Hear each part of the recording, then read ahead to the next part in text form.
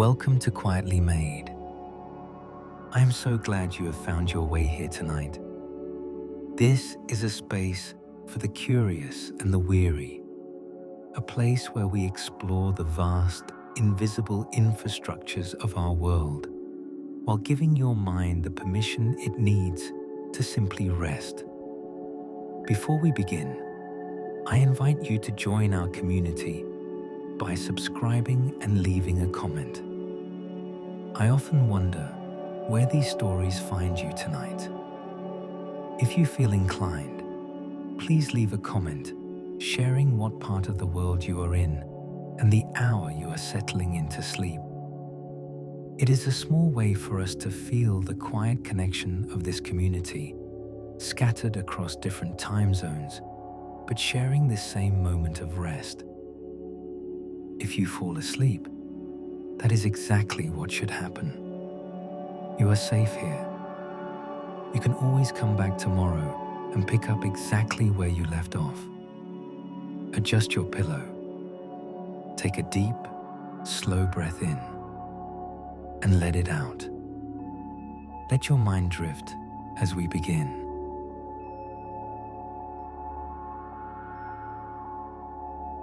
Tonight, we turn our attention to the quiet assembly of the smartphone, to the whisper-thin layers of glass and silicon that rest against billions of palms, to the engineers who learned to etch circuits smaller than bacteria, who discovered that sand transformed into crystalline wafers could think, who built cameras that fit behind glass thinner than a fingernail.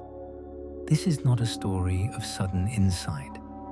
It is a story of patient miniaturization, of batteries that exploded during testing, of touchscreens that refused to respond in cold weather, of antennas designed and redesigned to function inside metal cases.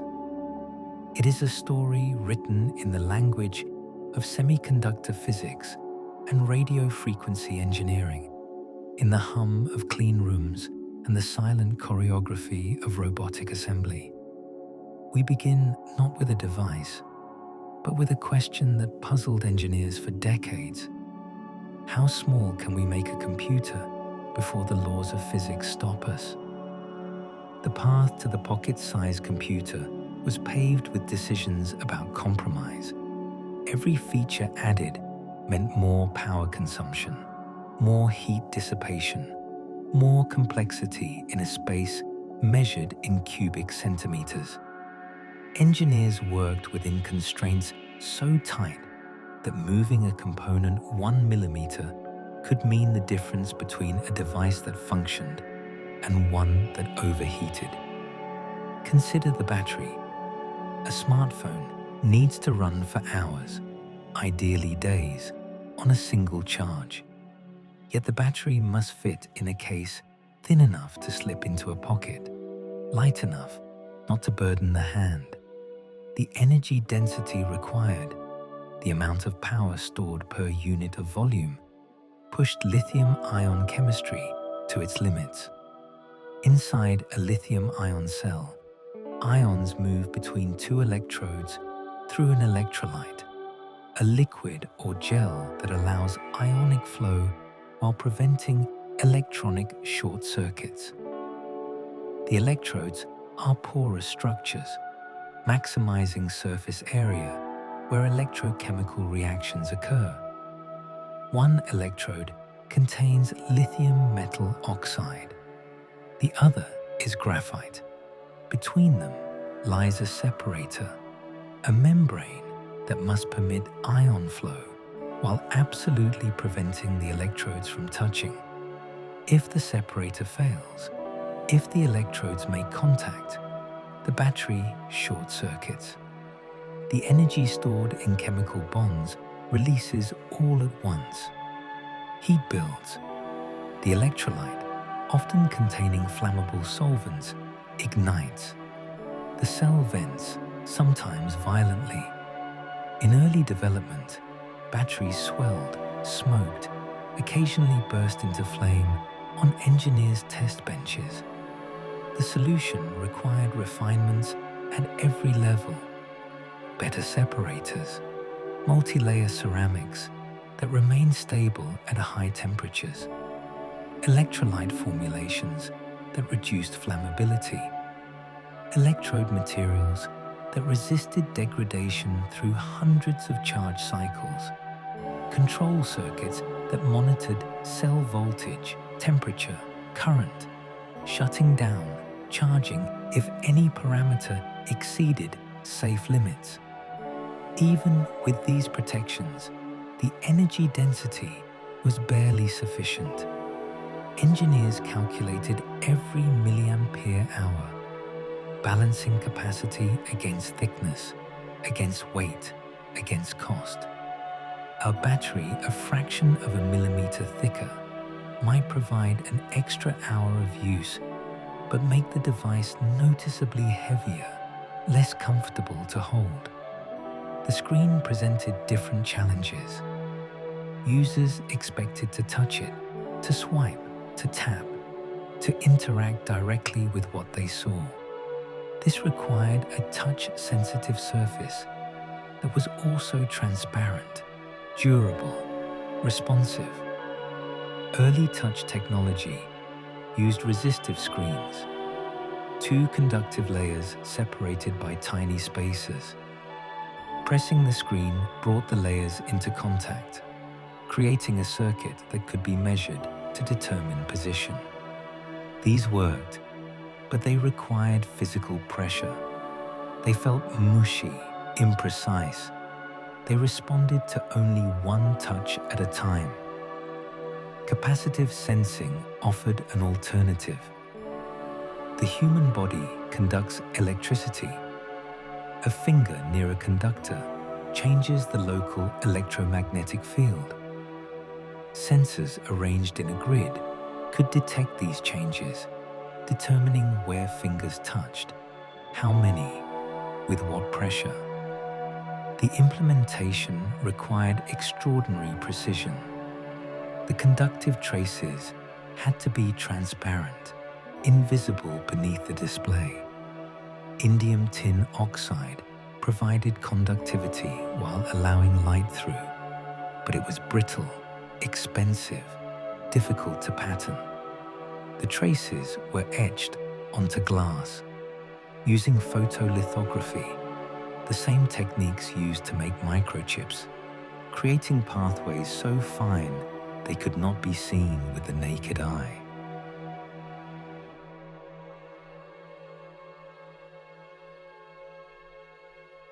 The controller chip read these sensors thousands of times per second, filtering out noise from the display's own electronics, from radio signals, from the power supply.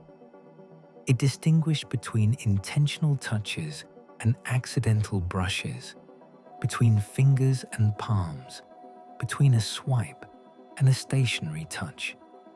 The algorithms that made these distinctions were refined through millions of test interactions, through machine learning trained on how humans actually use their hands. The glass itself needed engineering. It had to resist scratching from keys, from sand grains, from the 1,000 tiny abrasions of daily carry. It had to survive drops from table height onto concrete. Chemically strengthened glass met these requirements through an ion exchange process, where larger potassium ions replaced smaller sodium ions in the glass surface, creating compressive stress that resisted crack formation. But strengthened glass was heavy. Thinner glass reduced weight, but increased fragility. The optimal thickness, around 6 to 7/10 of a millimeter for the cover glass, was determined through thousands of drop tests, through finite element analysis of stress distribution, through balancing the statistical likelihood of breakage against the desire for lightness. Beneath the glass, the display itself was a marvel of precision manufacturing.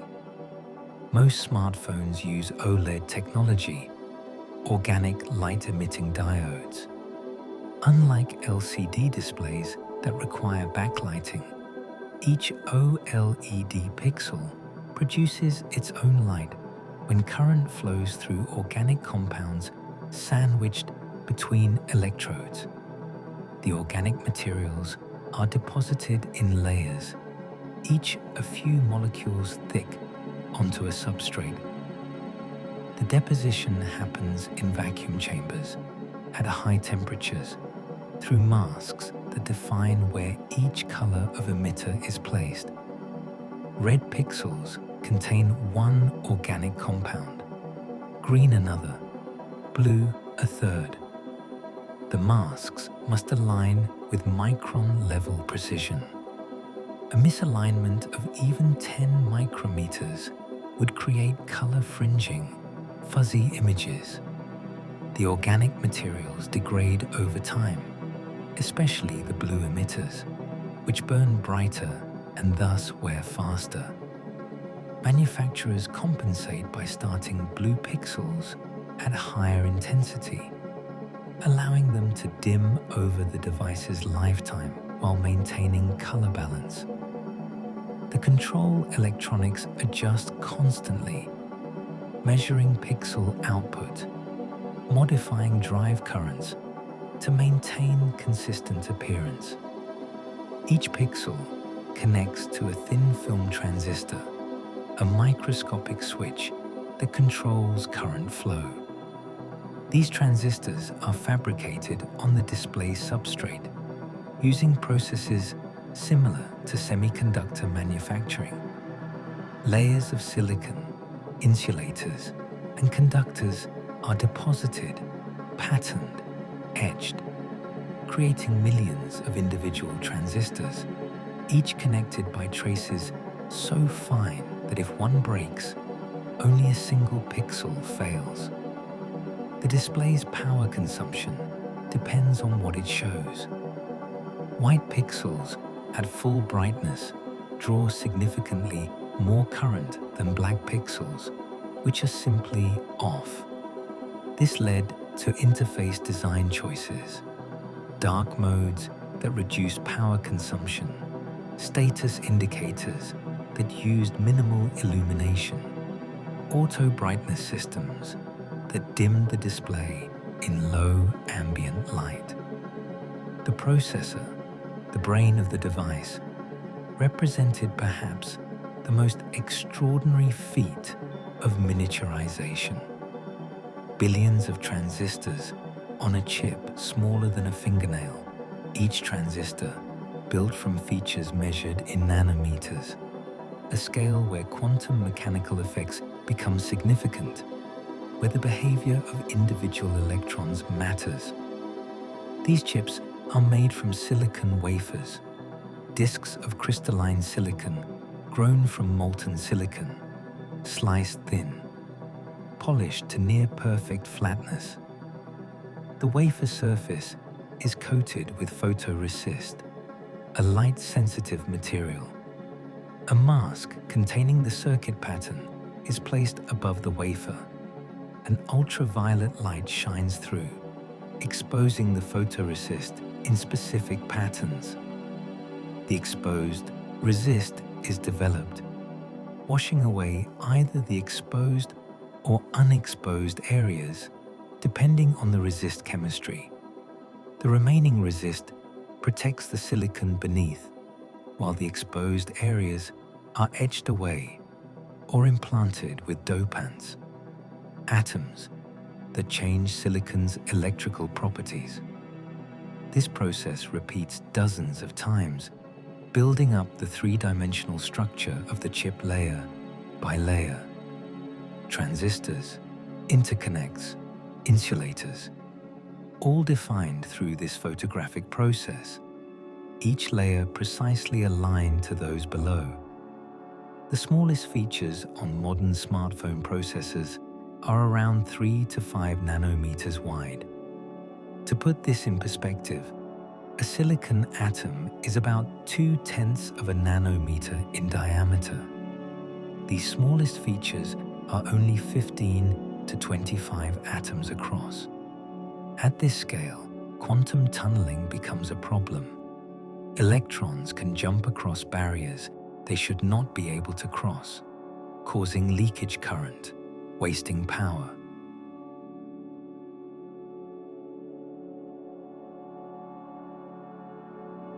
Engineers combat tunneling with new materials, new transistor designs.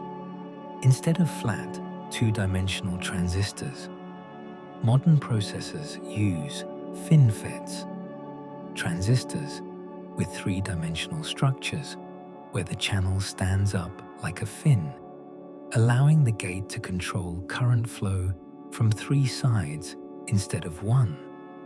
This provides better control, reduces leakage.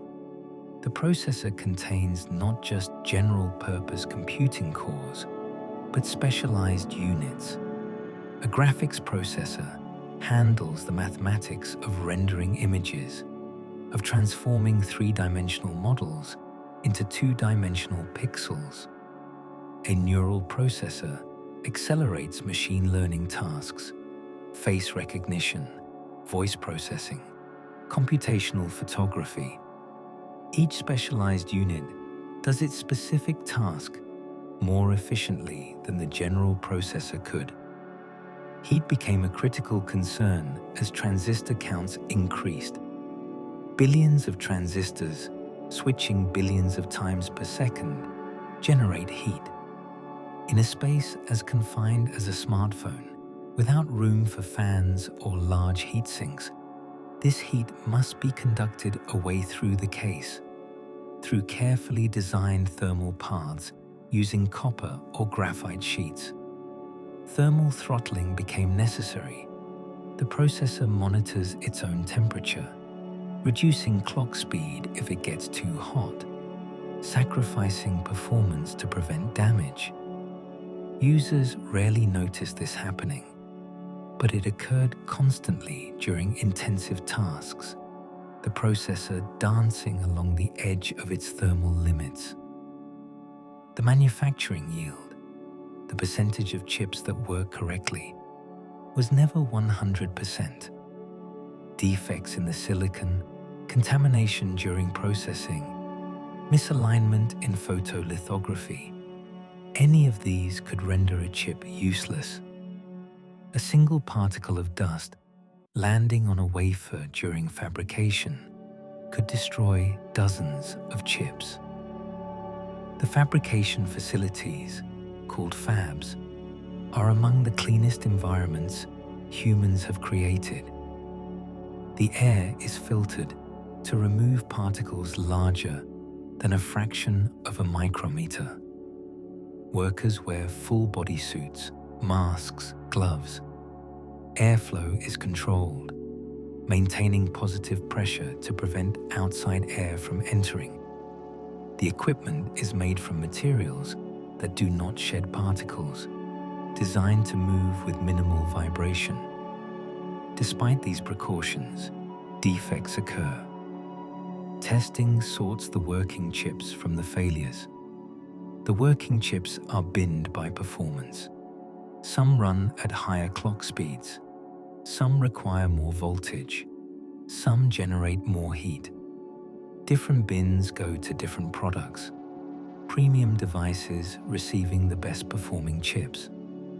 Wireless communication required fitting multiple radios into the device. One for cellular connections, one for Wi-Fi, one for Bluetooth, one for GPS, sometimes more. Each radio needed antennas, carefully designed to transmit and receive specific frequencies while occupying minimal space. Antenna design for smartphones is an exercise in compromise. An antenna's efficiency relates to its size, relative to the wavelength it transmits. Longer wavelengths need larger antennas, but smartphones must work across multiple frequency bands, from long-wave cellular signals to short-wave Wi-Fi, all with the same small antennas. The solution involved careful placement, sophisticated impedance matching, and sometimes using the phone's structure, metal frame, circuit board, ground plane, as part of the antenna system. The human hand holding the phone affects antenna performance, changing the electromagnetic environment, sometimes blocking signals. Engineers modeled this, testing devices while held in various grips, adjusting antenna design to minimize the impact of the hand. Sometimes, this meant placing antennas in the top or bottom edge, where fingers were less likely to cover them. Sometimes, it meant using multiple antennas, switching between them based on signal strength. The cellular radio faced particular challenges. It needed to connect to towers miles away, to maintain connection while moving at highway speeds, to switch between towers seamlessly as the device traveled. It needed to support multiple generations of cellular technology, older standards for compatibility, newer ones for speed.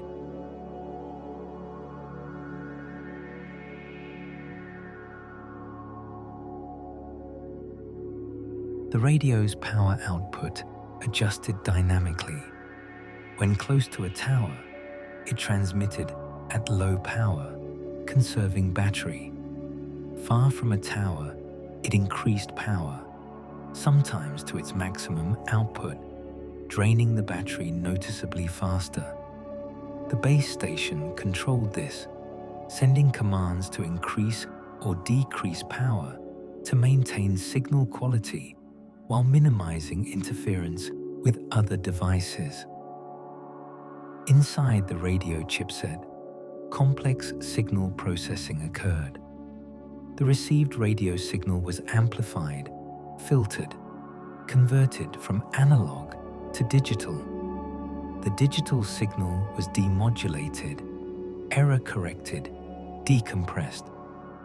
The process reversed for transmission, taking digital data, compressing it, encoding it with error correction, modulating it onto a radio carrier, amplifying it for transmission.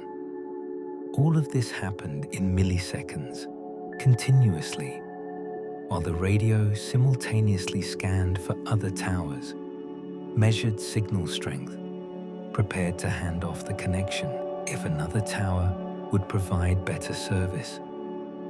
The camera represented perhaps the most visible area where smartphones challenged the laws of optics.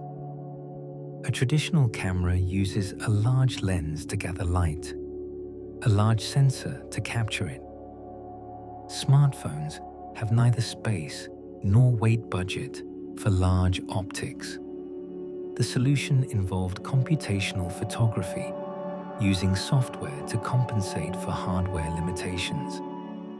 The lens might be small, gathering less light, but the phone could take multiple exposures, combining them to create a brighter image than any single exposure could provide. The sensor, a grid of millions of light-sensitive photodiodes, captured light falling on it. Each photodiode generated a current proportional to the light intensity. This current was converted to a digital value, creating a grid of numbers representing the image. Color sensing required separating light into red, green, and blue components. Most sensors use a biofilter, a mosaic of colored filters over the photodiodes, typically in a pattern of 2 green for every 1 red and 1 blue. The sensor captures only 1 color at each pixel, and software interpolates the missing colors, creating a full color image from incomplete information. This interpolation, called demosaicing, involves sophisticated algorithms that analyze neighboring pixels, detect edges, preserve details while filling in missing color data. The quality of demosayasing significantly affects final image quality. The lens itself was a stack of plastic or glass elements, each shaped to bend light in specific ways. The elements corrected aberrations: spherical aberration, chromatic aberration, coma, astigmatism, optical imperfections that blur images or introduce color fringing. Plastic lenses were lighter and cheaper to manufacture than glass, but were more susceptible to temperature changes, to scratching. Glass lenses were heavier, more expensive, but more stable. The choice depended on position in the lens stack, on priorities of cost versus performance. Focus was achieved by moving the lens assembly closer to or farther from the sensor. A tiny motor, sometimes using voice coil technology similar to speakers, moved the lens based on signals from a focus detection system. Phase detection autofocus compared light from different parts of the lens, determining if the image was front-focused or back-focused, how far to move the lens to achieve sharp focus.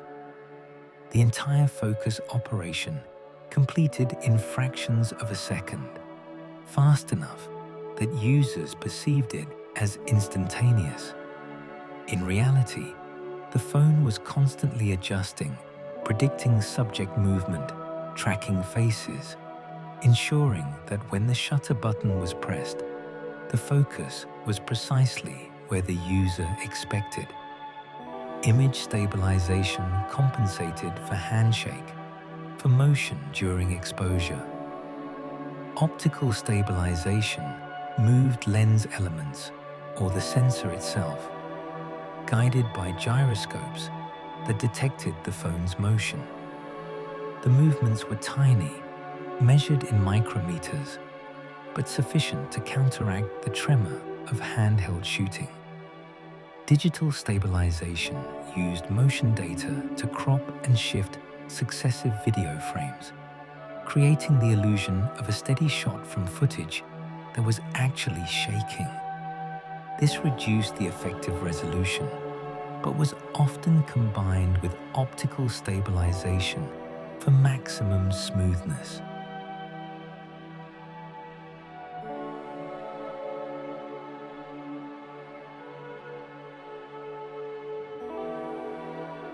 The computational photography algorithms grew increasingly sophisticated. High dynamic range imaging combined multiple exposures at different brightnesses, merging them to capture both shadows and highlights in a single image with tonal range exceeding what the sensor could capture in one shot. Portrait modes use depth sensing from dual cameras, from time-of-flight sensors, or from machine learning trained to recognize subjects and backgrounds, to blur the background while keeping the subject sharp, mimicking the shallow depth of field of larger cameras. Night modes took dozens of frames over several seconds, aligning them despite hand motion, combining them to create bright, detailed images from scenes that appeared dark to the eye. The alignment algorithms compensated for parallax, for objects moving between frames, for the photographer's inevitable hand motion. The software layer that made all this hardware useful was an operating system managing resources, providing interfaces, enforcing security. The OS ran on the processor, coordinating between applications and hardware, allocating processing time, managing memory, controlling access to sensors and radios. Memory management was critical. Smartphones had limited RAM, a few gigabytes, shared between the OS and all running applications. When memory filled, the OS had to decide what to keep and what to remove, balancing user expectations against resource constraints. Applications competed for resources. Each wanted processor time, memory, access to the network. The OS scheduled them, giving each some time on the processor, pausing those not actively in use, terminating those consuming too many resources. Battery management involved constant trade-offs. Applications could run in the background, checking for messages, updating data, but this drained the battery. The OS limited background activity, allowing it only at intervals, only for approved purposes, killing applications that misbehaved. Security became paramount as smartphones stored increasingly sensitive data, messages, photos, financial information, location history. The OS enforced sandboxing, isolating applications from each other, preventing one from accessing another's data without permission. Encryption protected data at rest. The storage was encrypted with keys derived from the user's passcode, impossible to access without that code. Specialized hardware provided additional security. Secure enclaves where encryption keys were processed, where biometric data was compared, isolated from the main processor, inaccessible even to the OS. Biometric authentication used fingerprints or faces to unlock devices. Fingerprint sensors, capacitive or optical or ultrasonic, captured the unique pattern of ridges and valleys. Face recognition used cameras and depth sensors, mapping the three-dimensional structure of the face. The biometric data was never stored as an image, but as a mathematical template, a representation from which the original could not be reconstructed. Each unlock attempt created a new template from the current scan, compared it to the stored template, allowed access only if the similarity exceeded a threshold. False acceptance, unlocking for the wrong person, had to be extraordinarily rare, ideally less than 1 in a million attempts. False rejection, failing to unlock for the legitimate user, had to be uncommon enough not to frustrate users. Balancing these required careful threshold setting, continuous learning from unlock attempts, adaptation to changes in the user's appearance. The assembly of a smartphone happened in factories where humans and robots collaborated. Some tasks required human dexterity and judgment, placing small components, inspecting for defects. Others required robotic precision and repeatability, applying adhesive, tightening screws to exact torque specifications. The process began with the printed circuit board, a rigid or flexible substrate with copper traces connecting component positions. Surface mount components, resistors, capacitors, integrated circuits were placed by pick-and-place machines. Robotic arms that selected components from reels positioned them on solder paste dots on the board, working at speeds of thousands of components per hour.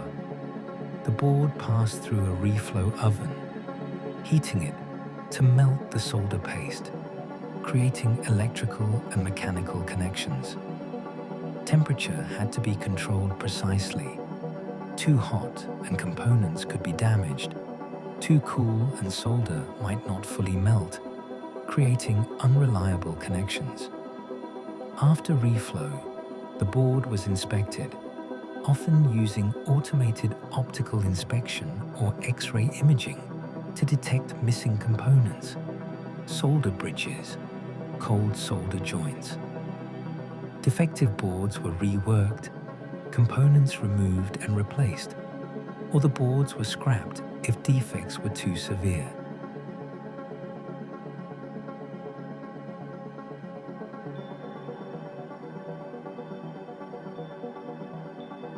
Larger components, the battery, the camera modules, the display assembly, were added later, often by hand. Workers in clean lab coats sat at assembly stations, following documented procedures, placing components in precise positions, pressing them into adhesive, connecting flex cables. The chassis, the structural frame of the phone, was machined from aluminum or molded from plastic or glass. Metal chassis were carved from solid blocks using CNC mills, precision machines that cut with tolerances of hundredths of a millimeter. Millions of chips accumulated, later recycled, the pristine metal emerging with smooth surfaces, precise mounting points, openings aligned to the circuit board's connectors. Glass backs required different manufacturing. The glass was shaped, strengthened through ion exchange, sometimes coated with thin films to create color or texture. The coating process happened in vacuum chambers, where metallic or ceramic layers were deposited atom by atom, building up films nanometers thick that changed how light reflected, creating iridescent effects, colors that shifted with viewing angle. Adhesive bonded components together, the display to the chassis, the battery to its compartment, gaskets that sealed against water. The adhesive had to bond strongly, resist heat and vibration, yet allow disassembly for repair, though often this last requirement was given less priority than the others. Waterproofing required sealing every opening. Gaskets surrounded the display, the buttons, the ports. The speaker and microphone openings used hydrophobic membranes, materials that allowed sound through but blocked water. These membranes were thin, fragile, requiring careful handling during assembly. Testing occurred at multiple stages. Components were tested before assembly. Sub-assemblies were tested before integration. The completed phone underwent functional tests. Does the display light? Do the buttons respond? Do the cameras focus? Does the phone connect to a network? Environmental testing subjected phones to temperature extremes, to humidity, to vibration, to drops. Not every phone was tested, but samples from each production batch underwent these trials, verifying that the manufacturing process remained within specification. The supply chain that delivered components to assembly factories spanned the globe. Semiconductors from one country, displays from another, precision machined parts from a third. Each component had its own supply chain, its own manufacturers, its own quality standards. Managing this required extraordinary coordination.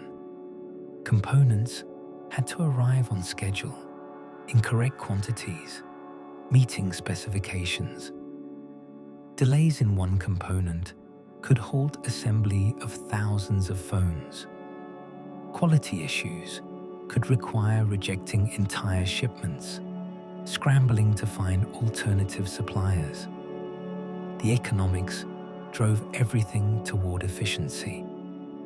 Components were sourced from suppliers offering the best combination of price, quality, and reliability. Assembly happened where labor costs and skill were optimally balanced. The phones were shipped to markets via logistics networks optimized for speed and cost. Inventory was minimized.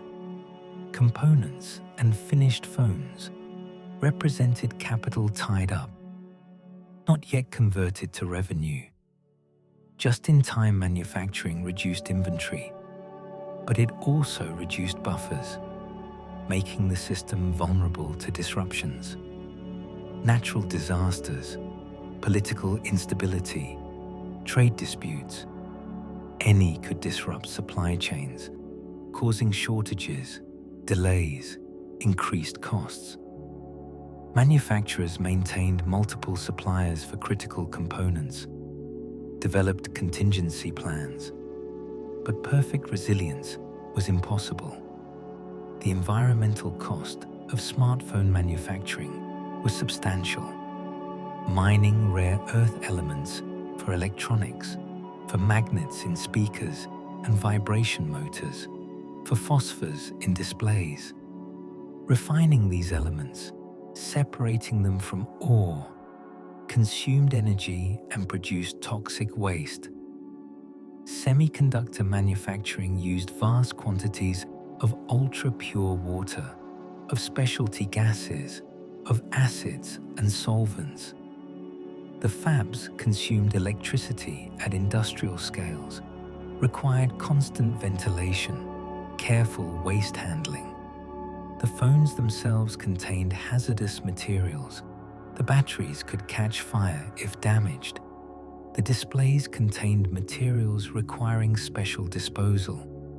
Circuit boards held heavy metals, compounds that should not enter groundwater. Recycling existed, but was imperfect.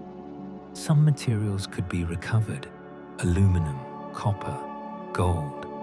Others were difficult to separate, economically infeasible to recycle, ending up in landfills or shipped to regions with less stringent environmental regulations.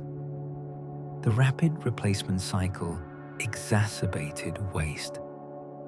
Phones were designed for perhaps 2 to 4 years of use, but fashion, feature upgrades, battery degradation, software obsolescence drove replacement sooner. Millions of devices ended their functional lives each year, many still capable of performing their essential tasks, but deemed inadequate.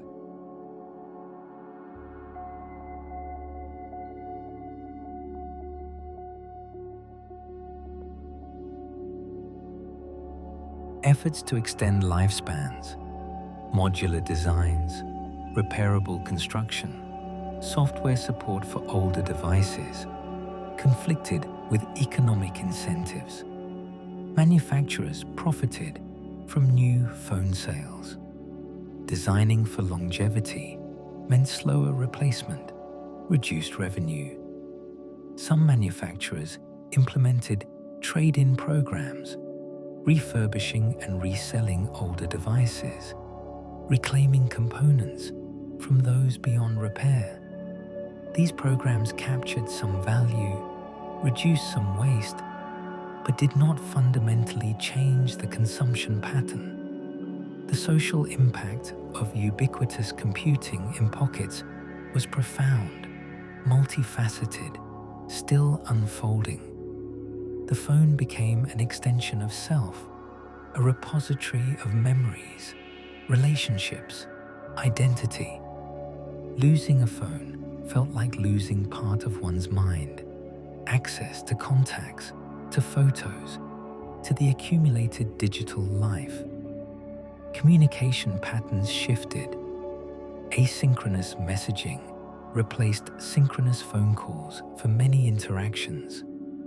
The expectation of constant reachability created pressures, blurred boundaries between work and personal time, made disconnection difficult.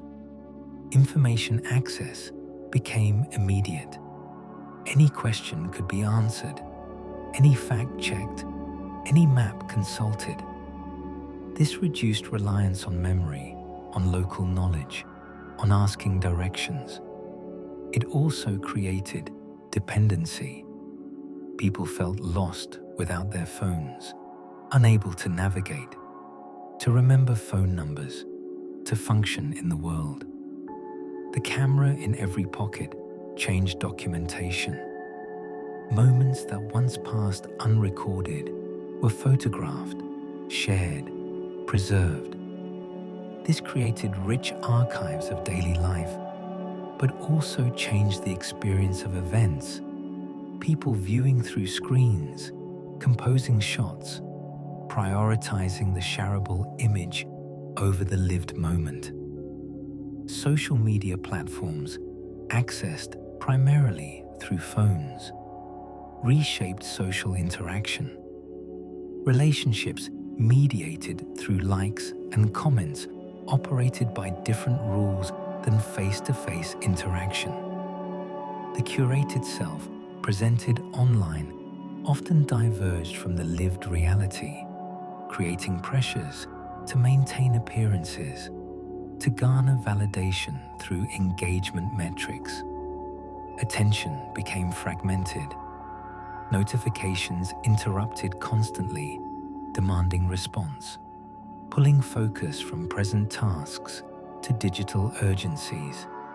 The phone offered infinite distraction, games, videos, feeds that scrolled endlessly, algorithmically optimized to maximize engagement. Some users developed compulsive checking behaviors, reaching for phones during any pause, any idle moment. The variable reward schedule, sometimes finding something interesting, often not, created a pattern similar to gambling, the anticipation of reward-driving behavior, even when rewards were infrequent. Mental health impacts were observed, but difficult to quantify. Correlation did not prove causation, and the phones themselves were not inherently harmful, but could be used in harmful ways. Some found connection, support, information that improved their lives. Others found comparison, inadequacy, addiction that worsened mental state. Sleep suffered when phones accompanied users to bed. The blue-rich light from displays suppressed melatonin production, delaying sleep onset. The stimulation from content, from stressful news, from social interactions, activated minds that needed to wind down. Awareness of these impacts grew. Features appeared to track screen time, to set app limits, to filter blue light in evening hours. Whether these mitigated harm or merely acknowledged, it remained unclear. Privacy eroded as phones collected data constantly. Location was tracked through GPS, through cell towers, through Wi-Fi networks. Search history revealed interests, concerns, medical conditions, message content, contact lists, browsing patterns. All were accessible to the OS, to applications, potentially to those who compelled or purchased access. Advertising became extraordinarily targeted, using accumulated data to predict interests, to present products aligned with inferred desires. The effectiveness was undeniable. Targeted ads converted at higher rates than broadcast advertising. But the data collection required for such targeting troubled those who valued privacy. Terms of service, those lengthy legal documents few read, granted permissions users might not consciously approve. Access to contacts, to location, to usage patterns. Opting out was often impractical, requiring foregoing useful features or entire platforms. Encryption protected data in transit and at rest from casual interception, but it could not protect from those with legitimate access, the platforms themselves, law enforcement with warrants, attackers who compromised accounts through social engineering. Data breaches exposed millions of records, passwords, personal information. Users were advised to use strong, unique passwords for each service to enable two-factor authentication, to remain vigilant. But the burden of security fell on individuals least equipped to shoulder it, while systemic vulnerabilities in platforms and practices persisted.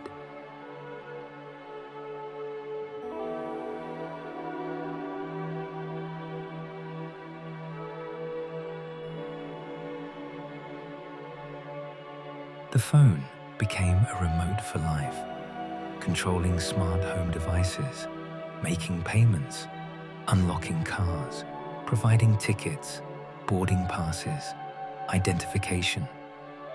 This convenience created single points of failure. A dead battery could mean inability to enter one's home, to purchase groceries, to board a flight. Contactless payment used NFC, near-field communication, to transmit payment credentials to readers. The phone held tokenized versions of card numbers, not the actual numbers, providing some security even if the transmission was intercepted. Biometric authentication was required before payment could be made, adding another layer of protection. But this also meant exclusion for those without smartphones, those who couldn't afford them, who couldn't operate them, who chose not to carry them. Services increasingly assumed smartphone ownership, making access difficult or impossible for those without.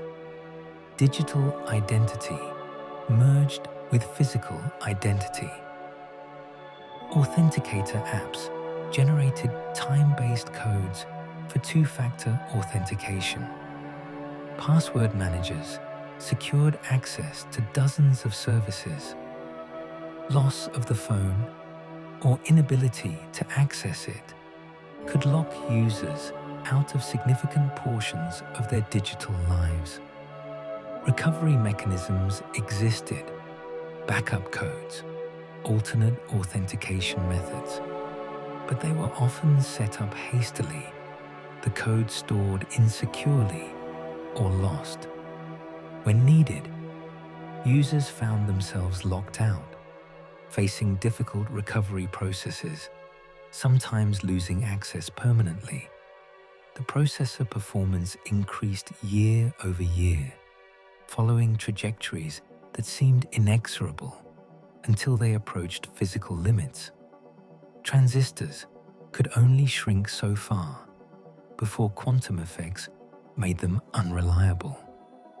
Clock speeds could only increase so far before heat became unmanageable. Manufacturers shifted strategies. Instead of faster individual cores, they added more cores. Instead of general-purpose processing, they added specialized units.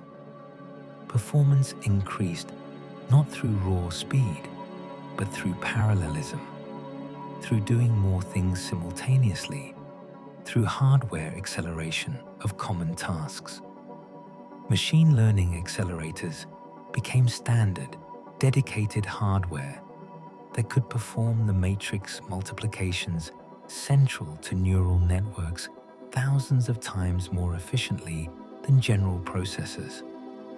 These enabled on-device machine learning, processing that happened locally rather than in remote data centers, providing faster response, better privacy, functionality even without network connection.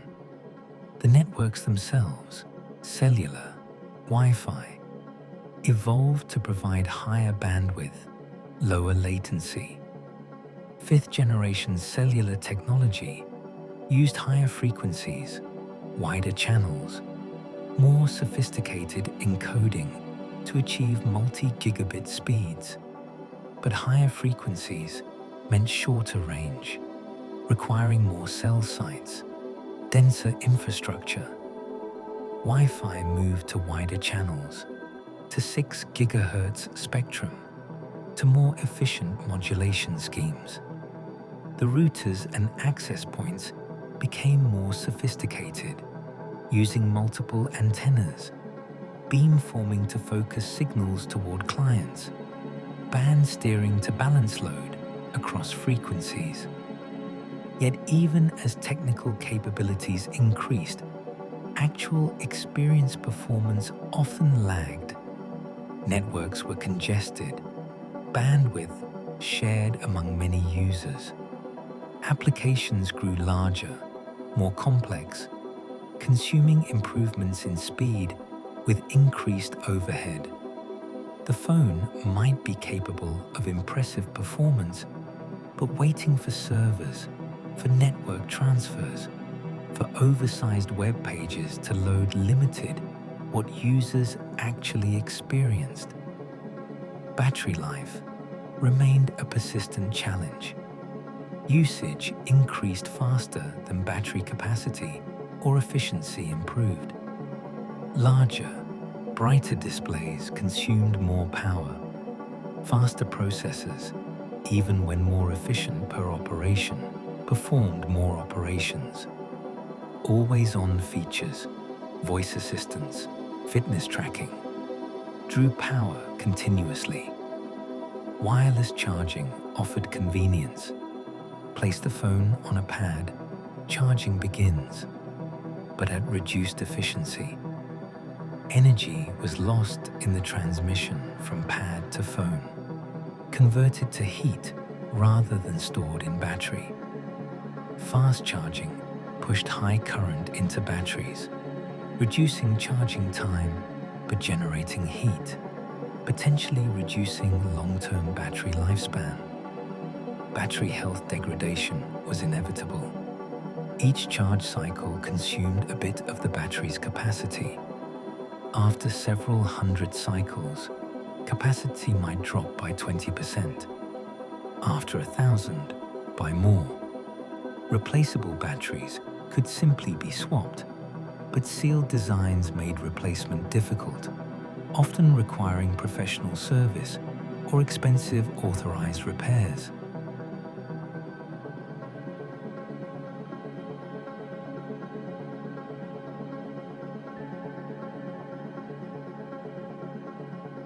This was partly design choice, partly physics. Removable batteries required connectors, compartments, structural support, all adding thickness and weight.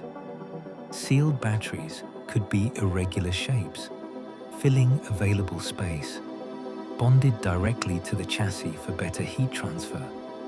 Some manufacturers implemented battery management features, learning user patterns, charging to 80% overnight, completing to 100% just before the user typically woke.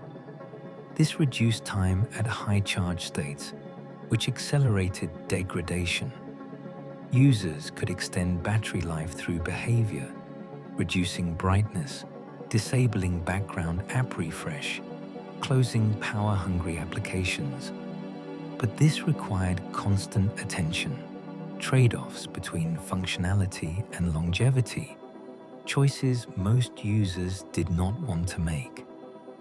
External battery packs became common accessories, portable power sources that could recharge phones. These were heavy, inconvenient to carry, required their own charging, but provided insurance against running out of power during long days away from outlets. The durability of phones, or lack thereof, shaped user experience. Dropped phones shattered, scratched screens accumulated.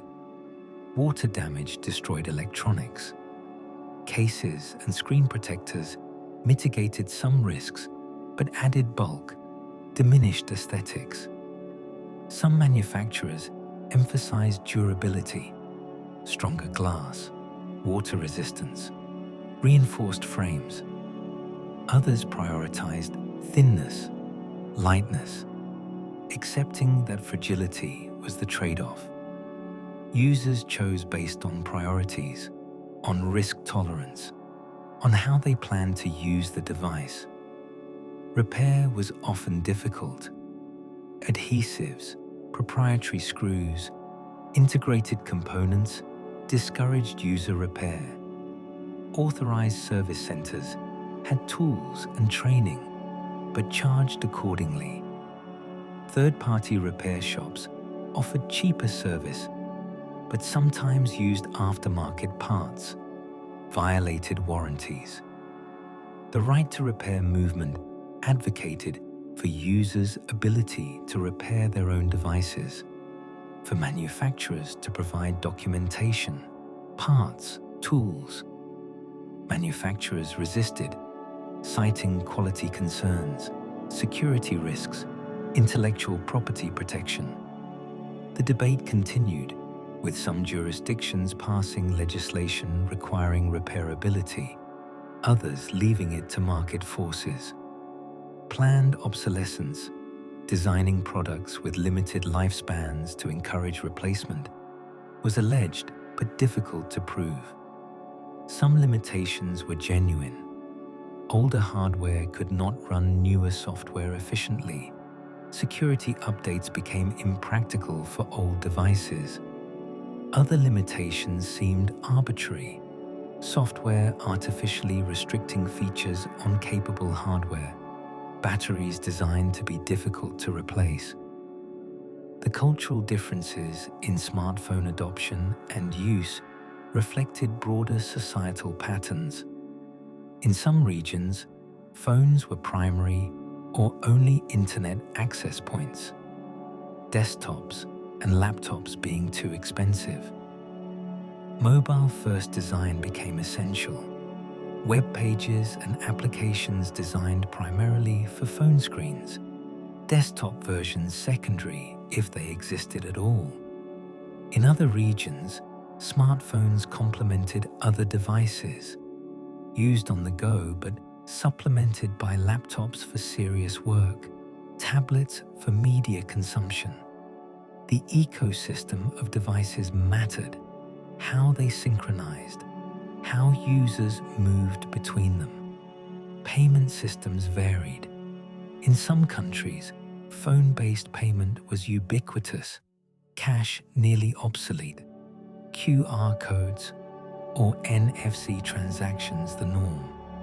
In others, cash persisted, credit cards remained primary, phone payment a novelty. Messaging platforms varied regionally. Different apps dominated different markets, creating network effects where users chose based on what their contacts used. Interoperability was limited.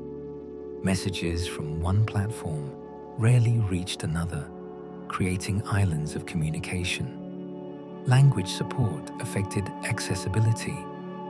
Early smartphones primarily supported major languages: English, Chinese, Spanish. Smaller language communities waited for localization, for keyboards that supported their scripts, for voice recognition that understood their pronunciation. Accessibility, features for disabilities, improved over time. Screen readers for the blind, voice control for those unable to touch screens, hearing aid compatibility, visual alerts for the deaf. These features were often added under regulatory pressure or advocacy from disability communities. But once implemented, they benefited broader populations. Voice control for hands-free operation, visual alerts in noisy environments.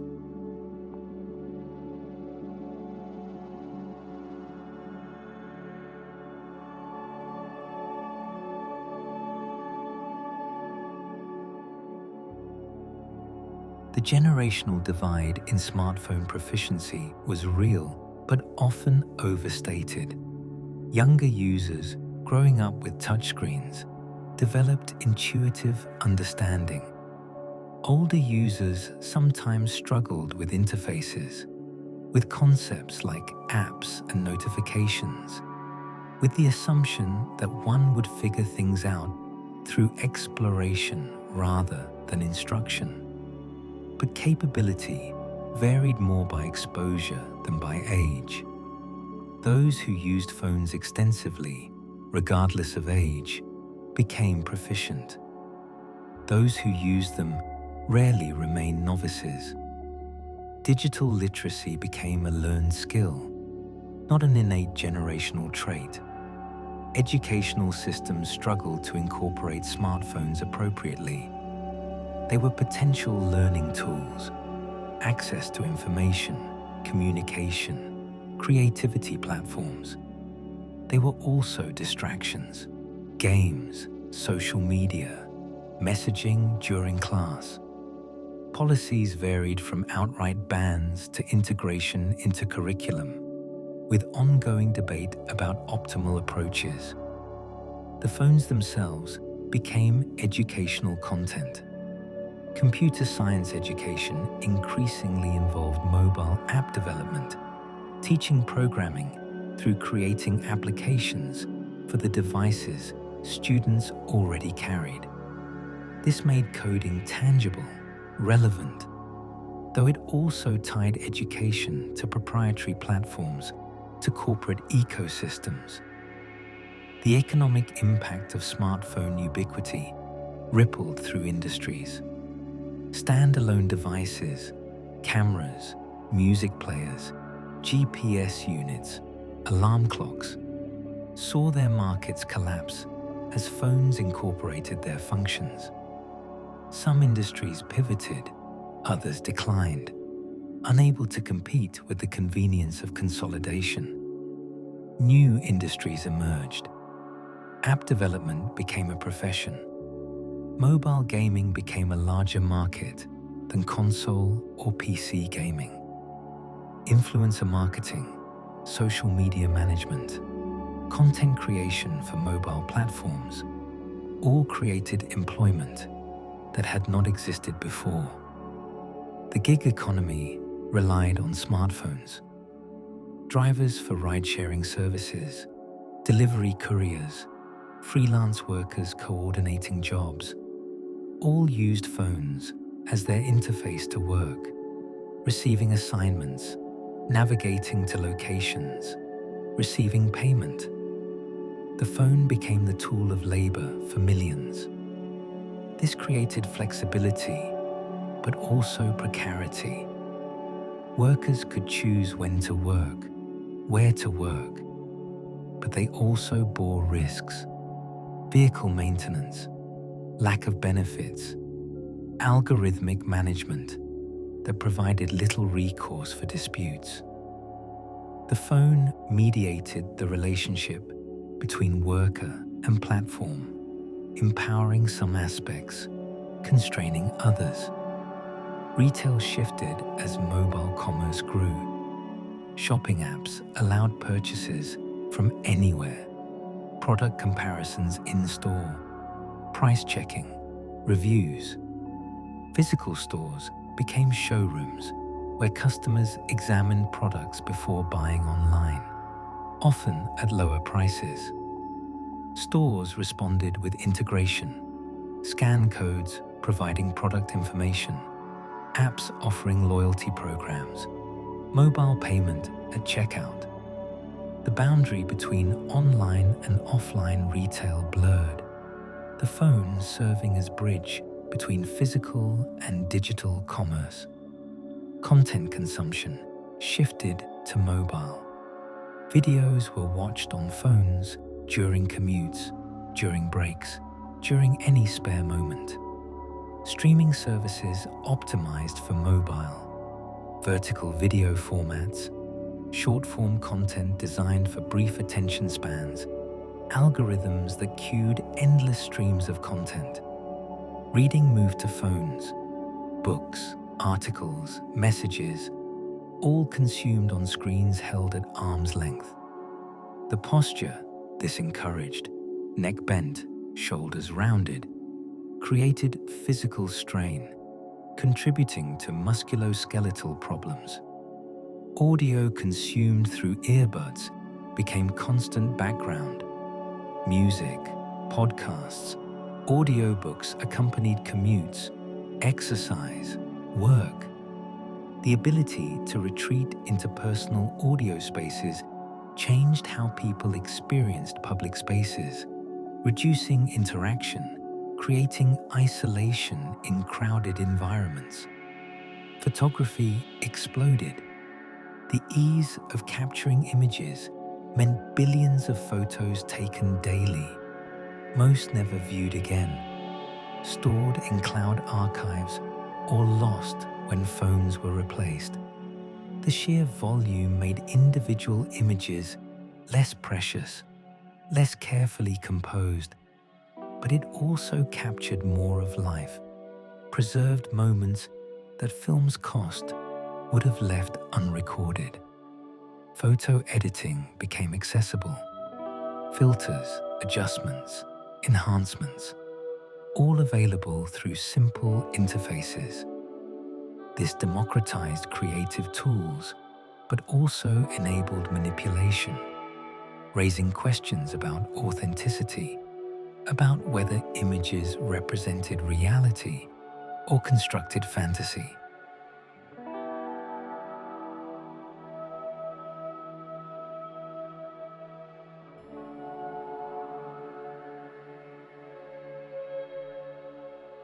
Misinformation spread rapidly through phones. False news, manipulated images, conspiracy theories found audiences, amplified through sharing, through algorithmic promotion of engaging content, regardless of veracity. The speed of distribution outpaced fact-checking, corrections rarely reaching as far as original false claims. Echo chambers formed as algorithms showed users content aligned with their previous behavior, their inferred preferences. This reinforced existing beliefs, rarely challenged them, creating polarized information environments where different users experienced different realities. The platforms hosting this content faced pressure to moderate, to remove harmful material, to prevent manipulation. But moderation at scale, billions of posts in hundreds of languages across diverse cultural contexts, was nearly impossible. Automated systems filtered obvious violations, but struggled with context, nuance, satire. Human moderators reviewed flagged content, making judgment calls, often under difficult conditions, viewing disturbing material, making decisions quickly, facing criticism regardless of choices. The psychological toll on these workers was significant, yet the work was essential for platform function. Regulation lagged behind technology. Laws written for landline phones, for broadcast media, did not fit mobile platforms. Jurisdictional questions complicated enforcement. Platforms operated globally, but laws applied nationally, creating conflicts, gaps in coverage. Some countries restricted content heavily, requiring platforms to comply with censorship, with surveillance. Others took hands-off approaches, trusting market forces, concerned about government overreach. The result was fragmented regulation, different rules in different places, companies navigating complex compliance requirements. Privacy regulations emerged, requiring transparency about data collection, providing users with rights to access, to delete, to control their data. Implementation was uneven, compliance costly, enforcement limited. Users gained nominal rights, but often lacked practical ability to exercise them. The health impacts of phone use extended beyond screen time and posture. Radio frequency radiation from cellular communications raised concerns, though research remained inconclusive.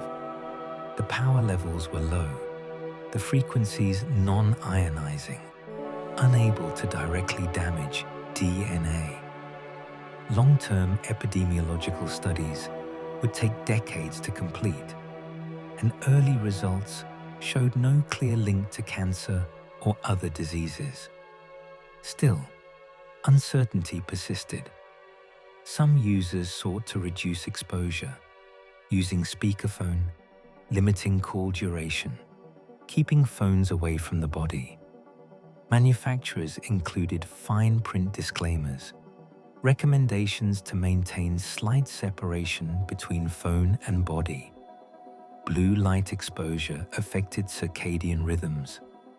The short wavelength light mimicked daylight, signaling wakefulness, suppressing melatonin. Evening phone use could delay sleep onset, reduce sleep quality. Night mode features shifted screen color toward warmer tones, reducing blue content, though whether this sufficiently mitigated effects remain debated. Repetitive strain injuries affected thumbs, wrists. Texting, swiping, gaming for hours stressed tendons, joints. Young users developed problems previously associated with older workers doing repetitive manual labor. Eye strain from prolonged near focus, from screen glare, from insufficient blinking became common. Optometrists recommended the 20-20-20 rule. Every 20 minutes, look at something 20 feet away for 20 seconds to reduce strain. Few followed this advice consistently. The future of smartphones seemed both predictable and uncertain. Incremental improvements would continue. Faster processors, better cameras, longer battery life. Foldable screens, already appearing, might become standard, allowing larger displays in pocketable devices. Augmented reality features might expand, overlaying digital information on physical environments, using the camera as a window onto enhanced reality. This required processing power, battery capacity, sensor sophistication, all challenging but achievable.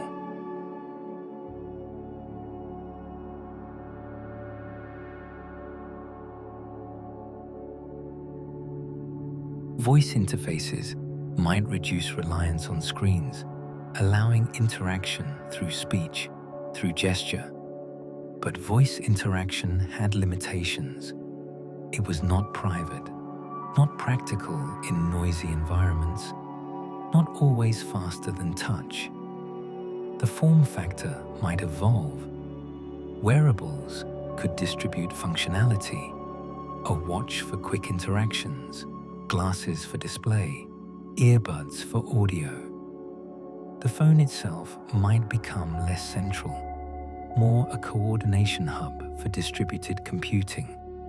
Or the current form might persist, the rectangle of glass and metal proving difficult to improve upon. Decades of design evolution had produced something remarkably efficient at serving diverse needs, comfortable to hold, pocketable, with a large enough screen for utility. What seemed certain was that personal computing would remain mobile, would remain connected, would continue to mediate increasing portions of human experience. The specifics of implementation might change, but the fundamental shift from computers as rare, stationary tools to ubiquitous personal devices would not reverse. In the factories, the assembly lines continued their rhythmic work. Components arrived, were placed, were tested, were packaged. The phones emerged, millions of them, indistinguishable in their aluminum and glass, each destined for a unique life in someone's pocket. Some would be treasured, carefully protected, used until they could function no longer. Others would be discarded carelessly, replaced at the first scratch, the first battery complaint. Most would fall somewhere between, serving their purpose for a time, then being set aside when something newer attracted attention. Each phone represented the culmination of centuries of technological development, from the first telegraph wires to radio waves to silicon semiconductors to touchscreen interfaces. Each contained the work of thousands of people: designers, engineers, assembly workers, software developers, supply chain coordinators. The user who would carry it rarely thought about this history, this complexity. They thought about the apps they would download, the photos they would take, the messages they would send. The phone was a tool, unremarkable in its ubiquity, noticed mainly in its absence. And perhaps this was the greatest achievement, that something so complex, so precisely engineered, so dependent on cutting-edge technology, could become ordinary. That a device containing the sum of human knowledge, capable of communicating across the world, of capturing moments, of navigating anywhere, could fit in a pocket and be taken for granted. The social contract around smartphones remained unwritten, still being negotiated. What was acceptable use in public? During meals?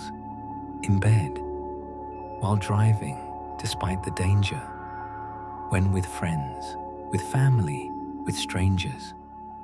Etiquette evolved slowly, shaped by observation, by social pressure, by personal values. Some people silenced notifications, checked phones rarely, compartmentalized their digital lives. Others remained constantly connected, responding immediately, prioritizing digital communication over physical presence. Neither approach was inherently correct. Context mattered, urgency mattered, personal preference mattered. But the choices affected others, those waiting for responses, those competing with phones for attention, those impacted by distracted behaviors. Children growing up with smartphones as constants faced different developmental environments than previous generations. Their play included digital elements. Their socialization happened partly online. Their learning incorporated screens from early ages. The long-term impacts remained unknown. Longitudinal studies would take decades. Early observations showed both benefits: early digital literacy, access to educational resources, and concerns: reduced outdoor play, delayed social skills, attention difficulties. Parents navigated without clear guidance, making decisions about screen time, about appropriate ages for phones, about monitoring and privacy. Expert recommendations varied, sometimes conflicted, often proved impractical to implement. The smartphone industry matured, growth slowing as markets saturated. In developed regions, nearly everyone who wanted a smartphone had one. Growth shifted to replacement cycles, to convincing users to upgrade even when existing devices remained functional. Emerging markets offered growth potential, but users there often prioritized affordability over features. Different products emerged for these markets: simpler, cheaper, but still capable, still connected.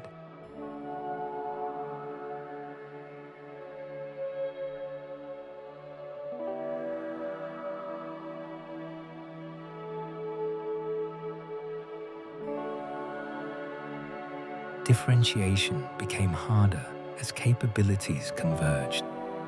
Marketing emphasized minor differences, brand identity, ecosystem lock-in. Users chose based on familiarity, on what contacts used, on accumulated investments in apps and content. Consolidation occurred. Smaller manufacturers struggled to compete, lacking scale, unable to invest in research and development, in marketing, in supply chain efficiency. A few dominant players emerged, controlling most of the market, setting directions that others followed. Innovation continued, but in narrower dimensions. Cameras improved incrementally, gaining megapixels, better low-light performance, more computational tricks. Batteries gained modest capacity. Processors got faster, though users rarely noticed. The changes mattered to enthusiasts, to reviewers, but for most users, any modern phone was adequate. The focus shifted to services, to software, to the ongoing relationship with users, rather than the one-time device sale. Subscriptions for cloud storage, for content, for apps provided recurring revenue, more predictable than hardware sales. This changed incentives. Manufacturers wanted users to stay engaged, to remain within ecosystems, to purchase subscriptions. They designed accordingly, making switching difficult, data migration complex, features dependent on continued membership. The environmental reckoning approached. Electronic waste accumulated, resources depleted, energy consumption from manufacturing, from charging billions of devices, from powering the networks and data centers that supported them, contributed to climate change. Some manufacturers committed to carbon neutrality, to recycled materials, to longer software support, extending device life. These were steps, incomplete but directional, acknowledging responsibility if not yet fully addressing it. Circular economy models emerged, leasing phones rather than selling them, reclaiming them for refurbishment or recycling, designing for disassembly. These challenged conventional business models, but offered paths towards sustainability. Whether these efforts would prove sufficient, whether they would be implemented at scale, whether market forces would drive sustainability or require regulatory intervention, all remained uncertain. And so the story continues, unfinished, still being written. The smartphone is not complete, not final, but a moment in an ongoing evolution of how humans extend their capabilities, how they communicate, how they relate to information and to each other. The device you might be holding as you listen to this, the one in your pocket or on your nightstand, contains this history. It is built from decisions made in semiconductor fabs, in component factories, in assembly plants. It runs on networks planned by engineers, regulated by governments, maintained by technicians. It mediates your relationships, your work, your entertainment, your navigation through physical and digital spaces. It has shaped how you think, how you remember, how you spend your time. It will continue to evolve, and you with it, in ways that are difficult to predict. The glass screen will grow dark when you stop using it, conserving battery, waiting patiently for your next interaction. The phone asks nothing, offers everything it is programmed to offer, serves until it cannot.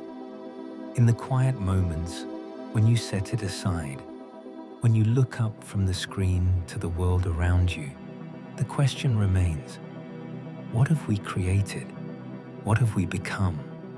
And where do we go from here?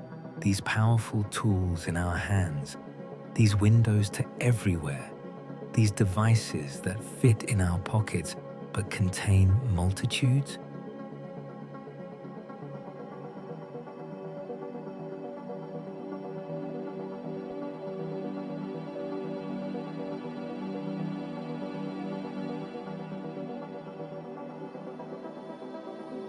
And so, the narrative of this assembly comes to its quiet conclusion. Whether you are still awake, or whether you have already drifted into a deep and peaceful sleep, know that you are exactly where you need to be. The world is vast, but tonight, its systems are simply the backdrop to your rest. Thank you for joining me here at Quietly Made. Rest now. Join us again tomorrow. Good night.